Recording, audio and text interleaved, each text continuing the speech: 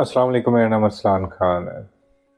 हमारा सबसे बड़ा मसला ओवर थिंकिंग, जिसके ऊपर बेतहाशा दफ़ा बातें होती है। बट प्रॉब्लम इज़ कि बहुत से लोग जो आइदर डिप्रेशन, ओसीडी कहते हैं, एंजाइटी डिसऑर्डर जिसके अंदर भी हैं, वो अक्सर वो मुझे बोलते हैं अभी भी टिल नाउ कि हमारी एंजाइटी ठीक है, हमें पैनिक अटैक नहीं आ रहे, हमारा स्टोमिक भी ठीक है, सब कुछ। बट एक प्रॉब्लम जो है ना, वो हमारी जान नहीं छोड़ी, और वो है ओवर थिंकिंग। हम हर चीज़ के बारे में बहुत ज़्यादा सोचते हैं। ऑब्वियसली अगर आप बोर्न सेंसिटिव हो तो ये एक गिफ्ट हमें जो है ना वो पैदाइशी मिलता है। तो इट्स नॉट कि कहते हैं मुझे ये कहते हैं एंजाइटी होने के बाद ये तोहफा मिला था कि मैं आज चीज़ों को बहुत ज़्यादा ओवर थिंक करता हूँ। अगर मैं थोड़ा गौर करूँ तो मेरा बचपन से लेके वो जो एंजाइटी से जो पोस्ट पीरियड था ना, वो भी ऐसे ही था। बट एक बड़ा बुनियादी फ़र्क था। बुनियादी फ़र्क ये था कि उस टाइम मैं कहते हैं चीज़ों को या तो प्लान कर रहा होता था या एक्साइटेड हो रहा होता था।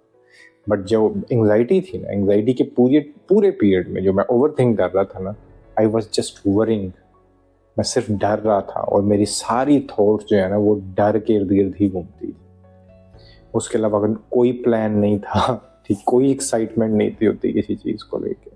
सिर्फ खौफ खौफ खौफ, और सारी मेरी जो थॉट्स है ना वो सारी इसके गिर्द घूमती हैं। अगर किसी को ये जानना हो कि उसको कोई एंजाइटी का मसला है या नहीं है, उसको वो अगर कई लोग हैं कहते हैं हमें सिर्फ ओवर थिंकिंग एंजाइटी नहीं होती, तो आपने देखना है कि क्या आप जो इतना ज़्यादा सोच रहे हो, क्या वो खौफ के इर्द गिर्द ही घूम रहा है। किसी भी किस्म का खौफ हो सकता है, बीमारी का हो सकता है, मरने का हो सकता है, फाइनेंशियल हो सकता है, मतलब किसी भी किस्म का आपको खौफ, अगर वो इसके अंदर फॉल करता है तो यू आर एंग्शियस। और अगर ये हर वक्त चल रहा है तो वो डिसऑर्डर भी हो सकता है, आपको किसी को दिखा लेना चाहिए। सो ये तो मेरा बड़ा बुनियादी मैंने एक जो है ना पॉइंट रख रहा था। अब इसको लेके कर क्या सकते हैं, ये ओवर थिंकिंग का कुछ ना कुछ तो करना है। तो बड़ा आप लोग जानते हैं कि कहते हैं, एक साइकोलॉजी का स्टूडेंट हूँ तो पढ़ता रहता हूँ बैठ के। स्पिरिचुअलिटी से मुझे बहुत प्यार है, उसके भी जितना कुछ समझ आता है आप लोगों के साथ शेयर करता रहता हूँ। हिस्ट्री है या वट एवर, फिलोसफी है, फिलोसफी के बारे में भी जितना हो सकता है थोड़ा बहुत पढ़ता रहता हूँ। तो सबसे जो अच्छी बात मुझे ओवर थिंकिंग को लेके जो लगी थी ना, वो फिलोसफी की एक शाख जिसको मैं स्टोइकिज्म, बहुत दफ़ा मैं जिक्र कर चुका हूँ उसका, आप लोग भी उसको कभी टाइम मिले तो पढ़िएगा। एक ब्रांच है फिलोसफी की, स्टोइसिज्म, ठीक है। तो स्टोइक्स जो होते थे ना, कुछ फिलोसफर्स थे जो स्टोइसिज्म के कैटेगरी में फॉलो करते थे या अपने आप को कहते थे। तो जो स्टोइक्स थे ना, उसमें से दो चार बहुत बड़े नाम है। उसमें एक नाम था मार्कस रेलियस का। मार्कस रेलियस एक बात बोलता था, इसको जरा थोड़ा सा समझिए, शायद मैंने पहले भी कभी इसको बोला हो। मार्कस रेलियस बोलता था कि जो ओवर थिंकिंग है ना, किसी भी चीज के बारे में जब हम बहुत ज्यादा सोचने लग जाते हैं, हम इतनी अपनी एनर्जी ड्रेन कर रहे होते हैं ब्रेन की, कि हम बिल्कुल पैरालाइज हो जाते हैं। और ये जो भी इंसान ओसीडी के अंदर है, जिसको इंट्रूसिव थॉट्स आते हैं, ये एंशियस है, ओवर थिंक करता रहता है, ये एंजाइटी डिसऑर्डर है, वो बड़ी अच्छी तरह रिलेट कर सकेगा कि हम कुछ करने लायक ही नहीं रहते, क्योंकि हमने सारी अपनी एनर्जी ड्रेन कर दी होती है सोच सोच के। एक ज़ोंबी रह जाते हैं अंदर, कुछ भी नहीं बचा होता। तो इतनी ज़्यादा एनर्जी मार्कस बोलता है कि हम ड्रेन कर देते हैं कि हम बिल्कुल पैरालाइज हो जाते हैं टू डू एनी एक्शन। सो हमें सिर्फ ये करना है कि जितनी एनर्जी हम सोचने में लगा रहे हैं ना, ये किसी एक्शन में लगा दें। दैट वन थिंग, ये मतलब सिर्फ हमने ये देखना है कि हम जो यहाँ पे सारा अपना तबाह करने लगे हुए हैं ना, वो हमने किसी भी काम के अंदर या जिस चीज़ के बारे में सोच रहे हैं आप, उसी के ही किसी सोल्यूशन पे लगा दें तो वो बेहतर है। ये एक चीज़। फिर एक बात बोलता था एपिक्टेटस, ठीक है, ये भी स्टोइक्स थे।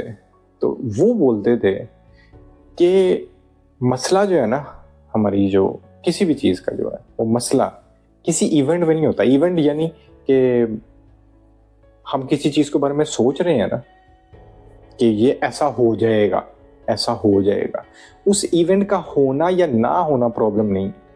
प्रॉब्लम हमारा उसके बारे में सोचते जाना है।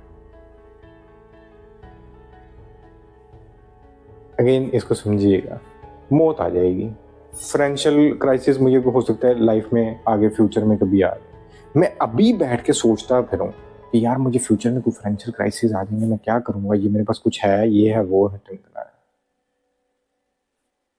तो ये जो मैं वो इवेंट अभी होगा या नहीं होगा वो प्रॉब्लम नहीं है। डॉक्टर बोलता है कि प्रॉब्लम ये जो मैं बैठ के उसके बारे में सोचता जा रहा हूं ना, ये प्रॉब्लम है।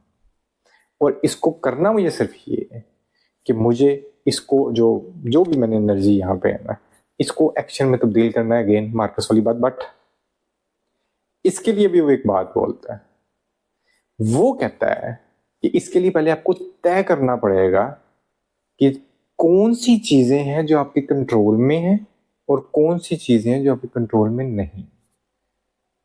तो पहले आपने बैठ के ना कॉपी पेंसिल पकड़ लेनी है, जब भी आपको ओवर थिंकिंग हो ना तो आपने लिख लेना है कि ये चीज मुझे जो थॉट्स आ रही हैं इसमें से these are the things that I can do. और फिर आपने वो चीजें लिखनी है जो आपको लगता है कि ये मेरे बस में नहीं है, ये मैं कर नहीं सकता, या मैं कर नहीं सकती। अब सारा फोकस आपने सिर्फ उसके ऊपर करना है कि जो आप कर सकते हैं। नाउ बीइंग अ मुस्लिम, हम ये जानते हैं कि हमारा सबसे बड़ा सरेंडर जो है ना हमारे मालिक के पास है, जो क्रिएटर है ना वो। और बहुत सी चीजें हमें आइडिया ही नहीं है, हम बड़े बड़े बड़ी वीक किस्म की एक स्पीशी है।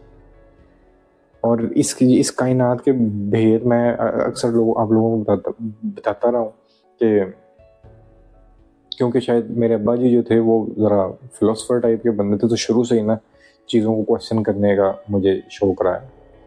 तो मैंने हमेशा सिर्फ एक ही दुआ मांगी अल्लाह से कि अल्लाह मेरे पे भेद खोलना, मेरे पे भेद खोलना, मुझे पता चला। और आज जब मैं वो सारी चीज़ें जितनी समझ में आई हैं तो आज मैं ये तो पता चल गया कि भेद कभी खुल नहीं सकते। उसकी छोटी सी मिसाल मैं आपको ये दे देता हूँ कि एक छोटा सा लेक्चर सुन रहा था ब्रायन कॉक्स का, वो बोलता है कि आप जब स्पीड ऑफ लाइट से, इसको समझना बड़ी साइंटिफिक बड़ी इंटरेस्टिंग बात है, आप जब स्पीड ऑफ लाइट से जा रहे होते हो ना, आइंस्टाइन की थ्योरी ये कहती है कि आपका जो टाइम है ना वो स्लो हो जाता है। ठीक है, तो अगर क्योंकि इर्द गिर्द अभी तक जितनी भी हमने साइंस ने कोशिशें की हैं ना, मतलब आप इंटरस्टेलर में चले गए, जो सोलर सिस्टम से बाहर अपना वॉइस भेज के सारा कुछ, आपको अभी तक कुछ नजर नहीं आया, कोई एलियन नजर नहीं आया, कोई ऐसी सिविलाइजेशन और नहीं नजर आई, हम अकेले ही यहाँ पे कर रहे हैं फिलहाल। तो कोई ऐसा ब्रेक थ्रू नहीं हुआ कि हमारे सामने कोई कायनात का ऐसा कोई जबरदस्त भेद खुला। अभी सब कुछ चीजें नजर, कभी ब्लैक होल नजर आ जाता है, अभी वॉर्म होल भी नहीं नजर आए, तो बस स्पेकुलेशंस है, हमें नहीं पता ब्लैक होल में क्यों लाइट नहीं जाती है। आपको सच बताऊं तो अभी तक हमें ये भी नहीं पता कि ग्रेविटी क्या होती है। आप बेशक बैठ के इसके ऊपर जितना मर्जी वर्क कर लें, ग्रेविटी होती है, वी नो, ये क्या होती है। तो एनी हाउ मैं उस पर आता हूँ कि अगर आप यहाँ से किसी और गैलेक्सी में जाते हो, सपोज करो आप दूसरी जो गैलेक्सी है करीब 3 मेरा ख्याल है जो 2 मिलियन लाइट ईयर्स या 2.5 मिलियन समथिंग इस तरह के लाइट ईयर से आप जाओ, 250 मिलियन लाइट ईयर्स है, अब जाओ तो तब जाके कोई दूसरी गैलेक्सी आएगी, हो सकता है वहां पे आपको कोई ब्रेक थ्रू मिल जाए। अब चूंकि आप लाइट की स्पीड से जा रहे हो, आपका टाइम बहुत स्लो हो गया होगा, आप हो सकता है कि कुछ मिनटों घंटों में भी पहुंच जाओ वहां पे। ठीक है, और जब आप वहां पर जाके उसको देख लोगे और फिर आपको होगा कि मैं जमीन पे जाके बताता हूँ लोगों को कि मैंने क्या देखा।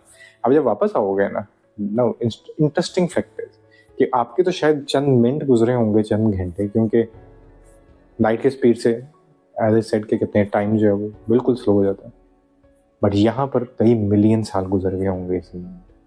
हो सकता है ये जमीन बची हुई ना हो, सूरज का एक टाइम है उसने अंदर से ब्लास्ट होना, ये सब कुछ इसके अंदर वो बहुत ज़्यादा, मतलब जमीन के अंदर पता नहीं क्या कुछ होता रहता है, हर चांद 1000 साल बाद, लाख साल बाद, करोड़ साल बाद कुछ ना कुछ इसके अंदर होता रहता है, और हो सकता है ये बचे ही ना। सो कि अगर कोई ब्रेक थ्रू हो भी जाए तो आप वापस आके किसी को बता नहीं सकते हो। तो ये इस तरह डिजाइन कह लें, व्हाटएवर आप कह लो। सो इसके बारे में तो आप surrender is the only solution. मेरा पॉइंट समझना कि जो क्रिएटर है ना उसके आगे ही सरेंडर हमें करना है, उसके आगे आप दुआ कर लो, आप उससे कहते हैं प्रे कर लो, आपको एक सुकून मिलता है और यही शायद फुलफिलमेंट। और ट्रस्ट मी, हल भी यही है हमारी मेंटल हेल्थ को सॉर्ट करने का, मेरे मेरे मुताबिक। और वो ये है कि जहाँ पर आपको लगे कि चीज़ें मेरे कंट्रोल में नहीं है, आप मेरे कंट्रोल में नहीं था मैंने पैदा होना है, ठीक है, और मेरे कंट्रोल में नहीं है कि मैंने कब मर जाना है, मेरे कंट्रोल में नहीं है कि मेरे ये बॉडी के अंदर कोई नर्व है या कोई मसल है उसमें कब कोई ऐसी बीमारी आ जाए जिसका मैं कुछ कर नहीं सकता। अभी बड़ा जवान मेरा कोई जानने वाला है, उसको हार्ट अटैक हुआ है, खैर अल्लाह का शुक्र है he is fine now, but thing is उसका पूरा हार्ट ट्रांसप्लांट है। और बहुत से लोग हैं जिनकी एक्सपायरी हो जाती है बैठे बैठे, कुछ पता नहीं चलता। मेरा यहाँ पे आपको एंशियस करना पॉइंट नहीं है, मेरा यहाँ पे सिर्फ पॉइंट ये है कि अपनी एनर्जीज, अपनी ओवर थिंकिंग वहाँ पर लगाएं जो चीज़ें आप कंट्रोल कर सकते हो।